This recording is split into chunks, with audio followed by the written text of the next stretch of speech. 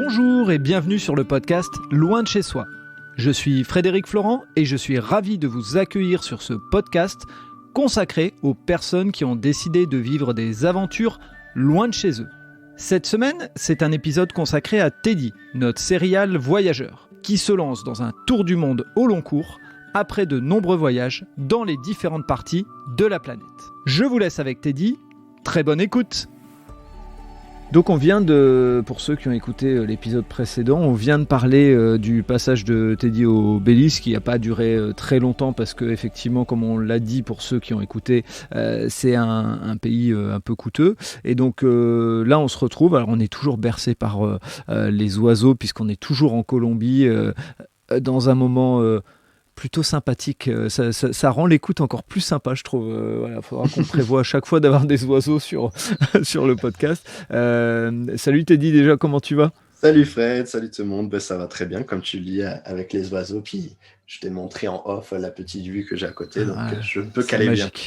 C'est magique. Et donc là, l'objectif de cet épisode, c'est de parler de ton séjour au Guatemala. Donc on verra si, en fonction du temps qu'on a l'un et l'autre, si ça dure un petit peu, on fera peut-être une coupure. On fera un premier épisode sur le Guatemala si tu as beaucoup de choses à raconter. Puis on enregistrera un deuxième épisode sur le Guatemala. Mais on va pas perdre de temps, je te laisse nous parler de ce passage du Belize au Guatemala. Oui, parce que c'est vrai que, comme tu dis, je pense qu'il y aura beaucoup de choses sur le Guatemala et j'ai eu pas mal d'aventures là-bas.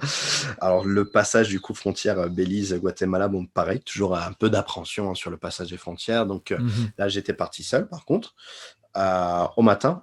Ah oui, à savoir, c'est chose que j'ai pas précisé, je devais refaire un test pour rentrer au Guatemala. Parce qu'au Guatemala, il faut le vaccin et le test. D'accord. Et forcément, du coup, eux, il n'y a pas de test à la frontière pour sortir. Du coup, il fallait faire le test côté Belize. Et là, quand je recherchais les prix à la ville où j'étais, je voyais des $100, des $80, $75. Je me suis dit, je ne peux pas mettre ce prix-là pour un test antigène en plus. Donc, je me suis dit, non, là, c'est hallucinant. Donc, l'hôtel où j'étais, m'ont dit qu'ils avaient un contact qui venait faire le test. Ils m'ont donné ce contact et c'était $65. Bon, c'était toujours un beau prix, mais moins en tout cas que les prix que j'avais vus. Donc, c'était toujours ça à prendre. Et là, je pense que j'ai eu le test le plus absurde et le plus rapide de ma vie. C'est une dame qui est venue avec son fils qui, lui, est venu du coup avec une imprimante. Et la dame m'a à peine chatouillé, on va dire, la narine. Tu sais, d'habitude, les tests sont très gênants, c'est pas agréable du tout. Voilà, c'est à peine si elle m'a touché un poil de nez, on va dire. Et même pas après une minute, elle m'a dit c'est bon, c'est négatif. C'est très bien comme ça. Non. Donc $60 pour une minute, je me suis dit, ça lui fait un beau petit salaire, la dame. En fait, le business du tourisme qui a diminué à cause du Covid, il remonte le chiffre d'affaires sur autre chose et donc sur les tests. Ah oui, carrément. Mon Dieu. Carrément. Mais beaucoup de gens, d'ailleurs, n'allaient même pas au Belize juste à cause du test, en fait, parce qu'ils savaient qu'il y avait le test à faire à la frontière et c'est malheureux parce qu'ils perdent des touristes juste pour ça, déjà. Donc, du coup, voilà, donc j'ai fait mon test, donc je suis allé à la frontière et bon, là, j'ai pris un taxi parce qu'il y avait des taxis en prix abordable, donc... Arrivé à la frontière, donc côté Belize, rien à signaler, là, ça s'est très bien passé. Et côté Guatemala, donc là, il y a un peu d'appréhension parce qu'en fait, il y a des gens qui viennent vers toi et qui sont pas en uniforme d'officier et qui te disent voilà, le bureau il est là, donc tu suis, mais sans trop savoir ce qui se passe. Et on t'amène au bureau et donc là, je fais mon petit tampon et tout va bien et je ressors. Après, il y a une sorte de pont à traverser. Et là, on sent par contre, en termes de pauvreté, il y a un côté un peu plus pauvre. Et puis surtout, aux frontières, il y a toujours un peu d'animation. On ne comprend pas trop ce qui se passe. Il y a des gens qui sont là, qui vendent des choses. Mais je sens que voilà, là, c'est un autre monde, on va dire. Mais avec, sans appréhension, parce qu'on m'a dit qu'au Guatemala, c'était un pays super. Donc juste derrière le pont, je rattrape un bus direction Flores. Donc en fait, Flores, c'est une petite ville qui est touristique et qui est connectée à un lac. Donc côté est du Guatemala, on va dire côté Belize. Et en fait, donc il y a Flores donc qui est proche du lac et il y a un petit îlot en fait qui est relié par un pont qui est donc un îlot avec plusieurs hôtels, tout ça, des bars, enfin des gens qui vivent là et qui est qui est du coup sur le lac. Donc, je me suis dit, bon, on va aller dormir 2-3 nuits là. Et c'est une ville de départ aussi pour aller voir les ruines mayas Tikal. Donc, c'est les ruines de Tikal. Donc, c'est des grandes villes donc, qui ne sont pas forcément connues de France. Parce que nous, en France, quand on nous parle de ruines mayas, ce qui sort souvent, c'est Chichén Itzá au Mexique. Parce que le Mexique a vraiment développé le tourisme là-dessus. Et le Guatemala a moins développé le tourisme. Et en plus, les ruines de Tikal sont moins faciles d'accès. C'est-à-dire que c'est au nord-est du Guatemala. Donc, même si tu atterris à la capitale, pour y aller, c'est vraiment des longues heures de bus. Et comme tu vas le découvrir dans la suite, le bus au Guatemala, c'est pas comme les grands bus de voyage que j'ai au Mexique. Ok. Donc c'est un peu plus une aventure et beaucoup moins de confort. Donc il faut le vouloir. Voyager à travers le Guatemala, c'est des longs trajets et peu de confort. Donc c'est un peu plus d'aventure, mais bon, moi ça m'a plu. Donc du coup, j'ai pris un bus de la frontière à Flores. Donc là, quand j'ai un bus, donc c'est un van, hein. C'est une sorte voilà, une petite camionnette. Et c'était 3-4 heures pour arriver à Flores. Wow. Donc, arriver à Flores, là, oui, pourtant, c'est pas loin. Hein. Si les gens regardant sur la carte de la frontière à Flores, c'est pas très loin, mais c'est déjà 3-4 heures de bus. Et arrivé à Flores, du coup, là, je suis allé donc, sur l'îlot, donc l'île de Flores. Et donc, je me suis installé là. Et la première chose que j'ai fait, c'est retraverser le pont. Parce que je me suis vite rendu compte que sur l'île de Flores, c'était très touristique. Beaucoup d'hôtels, restaurants touristiques. Et de l'autre côté du pont, c'est plus local. Il y a le grand marché. Et moi, comme j'avais pris l'habitude d'aller manger au marché, je me suis dit, bon, on va aller là-bas. Donc là, je suis allé directement au marché pour manger. Et c'est vrai que là, c'était un peu plus, on va dire, un peu plus insalubre, mais tout en ayant des bons produits. C'est-à-dire qu'au Guatemala, les fruits et légumes sont de très bonne qualité. D'ailleurs, des tailles, j'ai vu des carottes, j'ai jamais vu des carottes de cette taille, des produits énormes qu'ils ont. Mais c'est vrai que la première image, quand on arrive, déjà, le chemin principal pour le marché, il y avait un petit peu de boue, un peu des flaques, de la caillasse. Donc, on voit que c'est moins entretenu, mais il y a un côté bien authentique, en tout cas, des choses. Et moi, ça me plaît. Donc, je suis allé manger là-bas. Et ensuite, je suis revenu à l'île pour prendre un petit bateau qui traverse le lac, en fait, pour aller de l'autre côté, à un autre village. Et j'ai vu qu'il y avait un point de vue, en fait, là-bas, sur l'île. Donc, j'ai pris un peu de hauteur pour aller à ce point de vue-là. Et là, ce point de vue, il y avait deux jeunes locaux qui sont mis à me parler. Enfin, on s'est mis à parler simplement. Et ils m'ont dit, si tu veux, il y a une plage derrière et tu peux aller, mais te trompe pas parce que si tu vas au chemin à gauche, ça t'amène au crocodile. Et au chemin à droite, ça t'amène à une plage. J'ai dit, bon, je vais vraiment pas me tromper là-dessus. Et comme quoi, parler la langue, c'est important. Voilà. Si tu comprends mal. Ça aide beaucoup. Et du coup, je suis arrivé à une plage où là, il y avait vraiment que des locaux. Qui était donc à une plage du lac, donc super chouette. Donc moi, j'ai pris une petite bière, je me suis installé, je regardais tout simplement les locaux, se baigner, tout ça. Et là, il y a un jeune qui était avec son chien et je l'ai salué tout simplement, puis on s'est mis à parler et on s'est bu une bière ensemble et au final, on a parlé. Et là, il commençait à faire nuit et je me suis dit, bon, moi, il faut que je retourne au bateau et il fallait traverser en plus une petite forêt pour aller jusqu'au bateau. Et c'est vrai que là, dans la tête, il y a plein de choses qui se passent. C'est-à-dire que on me dit tellement de faire attention, surtout de nuit. Là, je suis avec un inconnu, je vais retraverser la forêt. Il est avec un chien, en plus, une sorte de petit pitbull, quelque chose comme ça. Donc, tu as des petites appréhensions qui viennent en tête. Et après, je me suis dit, non, enfin, détends-toi. Ça fait 1 heure que tu parles avec lui. Ça ne veut pas dire que tu le connais. Peut-être tu as des mauvaises intentions, mais voilà, j'aime pas, moi, ne pas faire confiance aux gens. Donc, il était agréable. On a continué à parler. Au final, il m'a dit non, je vais t'amener au bateau. Et au final, il m'a amené au bateau. Il m'a dit, si tu veux repartir tout de suite ou on boit une bière en plus. Je lui ai dit, bon, on va boire une bière en plus. Et au final, on a pris un autre bateau qui fonctionnait un peu comme un bar flottant, en fait. Donc, il m'a dit non, je vais t'amener jusqu'à ton hôtel pour être sûr que tu rentres en sécurité. Donc, au final, très, très gentil. Et il était surtout, en fait, très content qu'un étranger parle avec lui, en fait.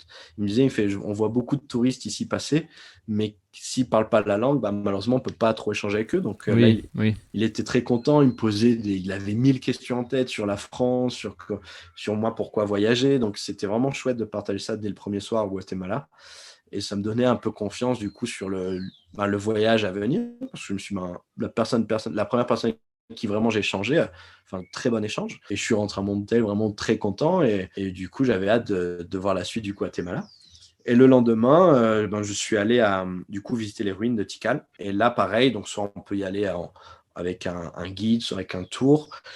Moi, comme d'habitude, j'ai préféré y aller un peu à ma manière. Et du coup, j'ai pris le petit bus local pour m'amener là-bas. Et ça coûtait moins cher. C'est juste que par contre, il faut être parce que je suis allé au terminal de bus et on me dit, si, le bus, il va sortir d'ici, il va arriver. Bon, j'ai attendu 1h30. Oh, punaise. Mais c'est comme ça, là-bas, on me dit, Mm. faut pas être pressé avec les bus qu'ils appellent les collectivos, en fait, c'est des petits vans où c'est vraiment très économique, cette façon de voyager, mais voilà, il faut pas être pressé. Et donc, les ruines de Tikal, c'est les ruines qui m'ont impressionné le plus depuis le début du voyage, parce qu'elles sont dans la jungle, en fait, tout simplement. Elles sont dans la jungle et elles sont immenses, c'est-à-dire qu'il y a vraiment plusieurs ruines, donc plusieurs pyramides, et on peut en plus monter en haut des pyramides. Il y a des escaliers qui ont été faits pour respecter et pas forcément détruire les pyramides. Endroit très intéressant, et là il y avait des singes hurleurs en plus autour, donc on entend le hurlement des singes, on les voit se balancer dans les arbres. On a une vue, quand on monte en haut des pyramides, on a une vue illimitée sur la jungle, donc il y a vraiment une perspective incroyable vue d'en haut. Et là il y a vraiment, les pyramides sont vraiment impressionnantes, et on imagine, en tout cas les 2 pyramides centrales qui sont entourées de plusieurs ruines, on imagine vraiment le village en fait qui vivait. Et là vraiment très très chouette, vraiment très très chouette, bel endroit et beaucoup moins touristique que Chichen Itza au Mexique. Moi, je m'attendais vraiment, vu l'immensité, à ce que ce soit blindé de monde, et au final, non. Franchement, pas très, très peu de gens, et alors que je trouvais le site beaucoup plus impressionnant. Et dans ces pyramides-là, j'ai croisé plusieurs fois un couple qui se promenait. Et à la sortie, en fait, je me suis mis à parler avec eux, et je précise ça parce que je vais y revenir ensuite par la suite. Donc, eux, ils étaient du Guatemala et m'ont dit, écoute, si tu vas au lac, le lac Atitlan, donc le lac Atitlan, je vais en parler après, c'est un grand lac au Guatemala qui est conseillé par tout le monde, on dit c'est un endroit magnifique. Ils m'ont dit, si tu vas par là, n'hésite pas à venir nous voir, on pourra, si tu veux, t'héberger, on t'invitera à la maison et on te montrera le village. Donc, je me suis dit, super, deuxième rencontre encore très agréable. Et du coup, on a échangé les contacts. Après, on a parlé peut-être juste 10 minutes, quoi, mais très bon contact. Donc, je me suis dit, j'ai hâte d'aller au lac et d'en savoir plus sur eux et de découvrir l'endroit. Donc là, je suis retourné du coup à Flores. Et à Flores, donc la prochaine étape, c'était d'aller au village de Lanquín, là qui est un peu dans le centre du pays, un peu dans les terres. Alors Lanquín qui est connu en fait parce qu'il y a un site naturel qui s'appelle Semuc Champé. Donc en fait, c'est des piscines naturelles d'eau turquoise. Donc c'est vraiment un des plus beaux endroits naturels, un des plus beaux sites naturels du Guatemala. Et pour aller de Flores à Lanquín, c'est 9 heures de bus. Donc là, je me suis dit 9 heures dans le petit van, ça va être long. Donc le jour du démarrage, donc du voyage, j'étais dans un van et là, je voyais que c'était un van tout serré, tout concentré. Les sacs sont au-dessus du van. Je me suis dit, bon, ça va être très long. Et là, avant de démarrer, il me dit, non, Teddy, va dans l'autre van, parce que là, on va mettre quelqu'un à ta place. J'ai dit, bon, très bien. Et l'autre van était beaucoup plus confortable. J'étais tout seul arrière. Je me suis dit, c'est un jour de sang, c'est génial. Et 5 minutes après, il me dit, non, en fait, il y a un couple qui vient d'arriver, donc tu repars dans l'autre van. Et là, du coup, j'étais dans l'autre van. On était à 4 à l'arrière, serrés, comme des sardines, collés les uns aux autres. Il n'y avait pas d'appui de tête, du coup, tu peux même pas dormir parce que j'étais même pas à côté fenêtre. Donc là, tu sais que tu vas faire 9 heures assis comme ça, donc ça va être long. Et en plus, ces routes, il y a beaucoup de zigzags, tu passes un peu dans les montagnes, donc ça va être long. Ouais. Donc c'était très long. Et on a même passé par un ferry à un moment, ce que j'appelle ferry, c'est une sorte de flotte en fait, où ils passent les voitures dessus pour traverser la rivière. Donc c'est très rudimentaire, mais en tout cas, ça fonctionne. Donc, et arrivé du coup à Lanquín, donc là, je me rends compte qu'on est vraiment dans le Guatemala bien plus profond. Donc, on voit les maisons bien plus rudimentaires et c'est la campagne guatémaltèque, quoi. Donc, on voit aussi un peu plus de pauvreté, forcément. Mais chouette endroit, je vois les gens très accueillants et j'entends beaucoup le maya qui est parlé. Donc là, c'est ça génial. Et on m'explique que au Guatemala, il y a encore plus de 20 langues maya parlées. Et on m'explique que le Guatemala préserve vraiment en fait la culture maya, que dans les écoles, le maya est toujours enseigné. On voit beaucoup, surtout les femmes avec l'habit traditionnel maya. Donc, je trouvais ça génial en fait. Donc là, d'être dans le Guatemala un peu plus profond et je me suis dit, c'est cool. Et donc, dès le début, je me renseigne dans comment arriver donc, de Lanquín à Semuc Champé, aux piscines naturelles.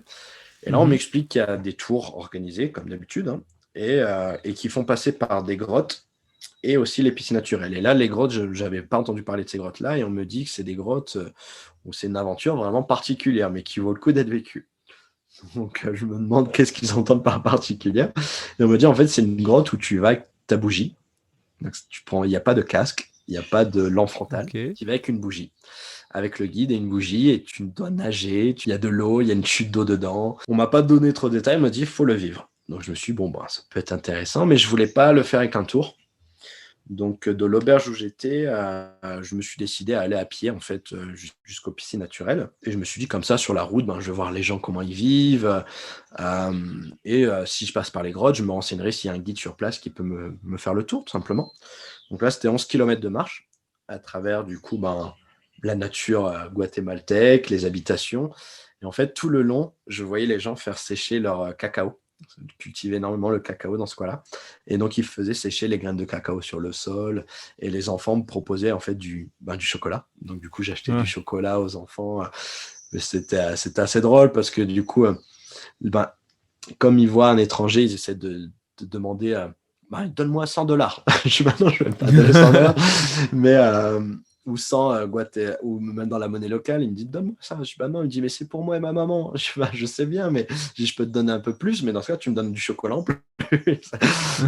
C'était des échanges assez marrants avec les enfants et ils nous disaient qu'ils faisaient le chocolat même avec leurs parents, donc je trouvais ça vraiment touchant. Et en plus, le paysage autour très très très très joli. Donc ça valait le coup de marcher jusque là-bas. Je me suis arrêté parler avec des locaux. J'ai acheté une bière à un local et je me suis arrêté parler avec lui. Enfin, c'est quelques minutes, mais que je valorise énormément en fait. Et je trouvais ça vraiment génial d'échanger avec eux. Et arrivé du coup à l'entrée des grottes, là, je vois beaucoup de touristes d'un seul coup. Parce que je voyais tout le long, en fait, il y avait des touristes qui me dépassaient, mais avec le transport qui les amenait en bas. Donc, là, c'est des 4x4 et ils sont à l'arrière, en fait, du pick-up, debout. Tout le monde est debout à l'arrière du pick-up pour aller jusque là-bas. Puis, c'est une route de pierre. Enfin, c'est pas une route en bon état. Donc, je trouvais ça. Je me suis dit, bon, ça va être marrant. Et je savais qu'en retour, je ferais ça. Donc, du coup, arrivé à la grotte, il y a tout de suite des locaux qui viennent. Est-ce que tu veux boire, tu veux manger, tu veux. Je dis non, tranquillement. Et il y en a un qui me dit, écoute, je suis un guide, je peux t'emmener à la grotte. Et je dis, on va attendre, je vais te prendre une bière, on va discuter un petit peu et on va attendre que tous les touristes sortent. Et une fois que ça se calme, je dis, on ira. Et je lui demande son prix, il me donne un prix. Et je sais que c'est un peu cher normalement, ça devait coûter moins cher. Mais je sais aussi que j'allais payer moins cher que tous les tours. Donc, je me suis dit, je préfère payer ce prix-là et lui donner à lui directement que payer un tour où la plupart en plus des agences touristiques, c'est des étrangers en fait qui les possèdent. Donc, je me suis dit, au moins, là, ça va aller dans la poche d'un guide directement.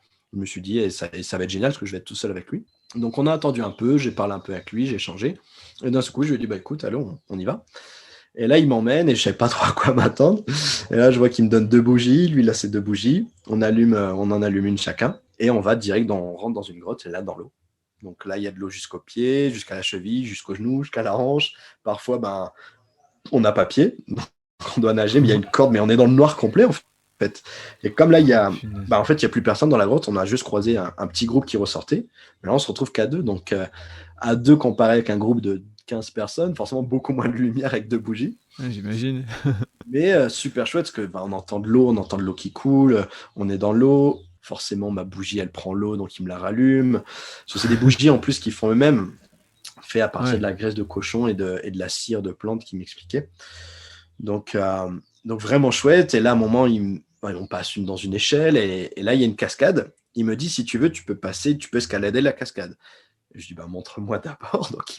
Donc moi, je l'attends en haut avec les bougies, parce que lui, forcément, il ne peut pas monter avec les bougies. Et lui, il monte très sereinement. Donc je me suis dit, s'il l'a fait, ça va être facile. Donc là, je commence à monter, mais forcément sans les bougies, donc je vois rien. Et il y a la force de la cascade qui tombe. Et là, je commence à basculer à droite, à gauche, je me cogne à droite, à gauche. Je me cogne partout, mais je veux surtout pas lâcher la corde, parce que si je lâche la corde, je tombe sur des roches et je me blesse. Oui. Et lui, je l'entends juste qui est en haut et qui me dit « Allez, Teddy !» Donc là, je monte, j'arrive en haut et on rigole parce que l'échange, il est génial. Et là, à la fin de la grotte, enfin, c'est pas la fin de la grotte, mais en tout cas, la fin où les guides nous emmènent, il me dit « Est-ce que tu aimes bien sauter dans l'eau ?» Je dis « oui ». Il me dit « on va laisser les bougies, on va monter sur la paroi. » Et là, on monte dans le noir sur la paroi qui est glissante. Non. Et il me dit « On va sauter à peu près 6 mètres de haut. » Et je lui dis, mais sauf qu'on voit rien, quoi, en bas. Il me dit, t'inquiète pas, je vais te dire où sauter. Et donc là, lui, il se met à sauter. Et moi, après, du coup, bah, forcément, je le suis, mais tu fais confiance à l'aveugle, parce que tu vois pas ce qu'il y a dans l'eau, tu vois juste les deux bougies qui éclairent un peu dans un coin de la pièce, quoi. Et là, tu sautes, et mais ben, tu veux qu'on monte un peu plus haut? Je dis, bah, pour maintenant, maintenant qu'on est là, on va prendre tous les risques qu'il faut. Et là, du coup, il m'a fait monter un peu plus haut pour sauter. Donc, je trouvais ça hallucinant, en fait, que quelque chose comme ça soit autorisé, en fait. Il n'y a pas de casque, aucune protection, on n'est qu'une bougie, et on s'amuse à sauter des parois glissantes dans l'eau à 6 Dans le mètres de l'eau, noir. dans le noir. Je trouvais ça délirant, mais je trouvais ça génial en même temps. Et sur le chemin du retour, il me fait passer par un autre endroit où là, il y a une sorte de trou en fait dans la paroi. Et il me dit, tu vas t'asseoir dedans, je vais te tenir, et à un moment, je vais te lâcher. Et tu tombes dans un trou noir en fait, dans l'eau.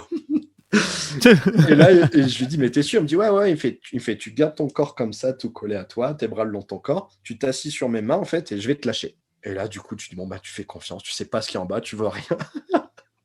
Il me lâche et j'atterris dans l'eau. Mais je trouvais ça fou. Je trouvais ça vraiment fou. Et après, on T'as fait a. du canyoning nocturne, quoi, en Ouais, fait, du entre guillemets. canyoning nocturne, mais je trouvais ça hallucinant de me faire ça sans casque, quoi. Tu peux te cogner à tout moment. Euh, Et puis après, il m'a amené faire. Donc, on est sorti de la grotte et là, il m'a amené faire des sauts sur une balançoire pour sauter dans la rivière qui était à côté. On a fait un tour en bouée sur la rivière. Et après, du coup, je suis parti, moi tout seul. On a même, enfin, en fait, quand on était, pour la petite anecdote, quand on était sur la rivière sur une bouée, du coup, à deux, il m'a dit, si tu veux une bière, ils vont te les jeter du pont, faudra crier. Et on passe en dessous d'un grand pont. Et là, les gens, ils nous disent, vous voulez quelque chose? Et du coup, je dis, bon, bah, je vais prendre une bière, on est bien là au soleil à deux. Et je lui demande si lui, il en veut une. Il me dit, non, non, non. Et là, il te jette la bière dans l'eau et tu dois aller la chercher. C'est n'importe quoi, en fait. C'est totalement n'importe quoi. Mais c'était génial. J'ai échangé vraiment un bon moment avec lui. Est-ce que lui me disait, si tu veux, je te prends en photo? Je dis, non, on va prendre en photo tout le temps à deux. On fait les choses à deux. Donc au final, je le voyais pas comme un guide, je le voyais comme un pote et on profite de la journée ensemble, quoi. Donc c'était c'est vraiment une génial. superbe expérience. Et après, moi, j'ai continué du coup pour aller voir du coup les piscines de San Mukchampé. Et en fait, je savais pas ce qu'elle fermait à 4 heures. Et moi, je suis arrivé à 4 heures moins le quart. Et du coup, tout le monde sortait. Et là, l'entrée, comme j'avais déjà payé mon entrée, ils m'ont quand même laissé rentrer. Et ils m'ont pas dit de sortir à telle heure. Je suis juste rentré, c'est tout. Et du coup, quand je suis allé aux piscines, ben, il restait encore un petit groupe de personnes, mais qui sont vite sortis parce que ça ferme à 4 heures. Donc leur guide les a fait sortir. Et au final, je me retrouvais dans un endroit merveilleux et j'étais tout seul. Donc j'étais Wow. tout seul dans les piscines. Et du coup, j'ai profité, je fais des photos, des vidéos, je nageais en paix, vraiment bien. Et là, d'un seul coup, je me suis dit, il est 5 heures, comment je reviens après? Parce que si je repars à pied, j'ai 11 km et il fera nuit. Donc Ouais. je me suis dit, je vais vite sortir pour voir s'il y a encore un 4x4 qui est sur le point de partir. Et j'ai eu de la chance, c'est qu'il y avait le dernier 4x4 qui était sur le point de partir. Et donc j'ai fait le chemin retour en 4x4 avec d'ailleurs des gens qui étaient dans mon auberge. Et du coup, on a expliqué nos journées, on a fait les mêmes choses en fait, mais totalement différemment. En fait. C'était. J'imagine bien. Toi, tu l'as fait de manière nature, on va dire. Bah, j'y suis un peu à la parce que je savais vraiment pas quoi Ouais. m'attendre en partant à pied. Et je trouvais ça génial. Et d'ailleurs, même tout le long, il y a plein de locaux qui me disaient, bah, si tu veux, on t'emmène. Je dis, non, ça va, je fais tout ça à pied. Et il me dit, bon, bah, courage alors, c'est vrai qu'il faisait chaud. Mais c'était génial. La journée était incroyable. Et du coup, je suis retourné au village de Lankin. Et d'ailleurs, un petit coucou à l'auberge où j'étais, qui était l'hostel Vista Verde. C'est une auberge magnifique avec des maisons avec les toits un peu style Maya à l'ancienne et qui a une vue incroyable avec une piscine magnifique. Enfin, l'hôtel fait vraiment très joli. Et à titre indicatif, pour dire, enfin, au Guatemala, c'est quand même bien moins cher aussi. Je crois que j'avais Ouais. payé 10 euros la nuit pour un endroit qui Ah est quand même oui. bien touristique. Hmm. À savoir qu'au Guatemala, tu peux t'en sortir avec des nuits à 6-7 euros. Et là, c'était 10 euros. Bon, c'était un dortoir, mais piscine et une vue incroyable. Donc, très, très, très, très charmant. Magique. Eh ben, tu sais quoi, je vais te proposer qu'on s'arrête là. Ça Comme ça, marche. on va faire un super teasing sur les gens que tu as rencontrés et qu'il ne faudra pas oublier d'en parler lors de notre prochain épisode. Mais au moins, prochaine aventure au Guatemala, les gens sauront ce qui s'est passé avec ce couple que tu as rencontré. Puis on fera 1 ou 2 épisodes en fonction des aventures qui te sont arrivées. Et puis j'espère que tu nous partageras les photos, les vidéos et tout ça Bien que tu as sûr. faites dans les piscines. Parce que là les gens vont rêver. Tout en t'écoutant, ils vont pouvoir en plus voir ce que ça donne. Donc ceux qui auront envie de voyager, ils vont voyager et par les oreilles et par les yeux.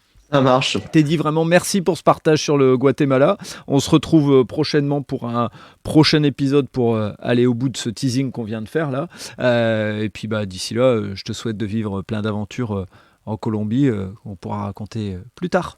Ça roule, merci Fred, merci tout le monde. Allez, ciao. Ciao, ciao. Voilà, c'est terminé pour cet épisode. Si vous avez aimé ce moment de partage, n'hésitez pas à laisser un commentaire sur votre plateforme d'écoute et surtout, abonnez-vous au podcast Loin de chez soi. Je vous dis à très bientôt pour un prochain épisode.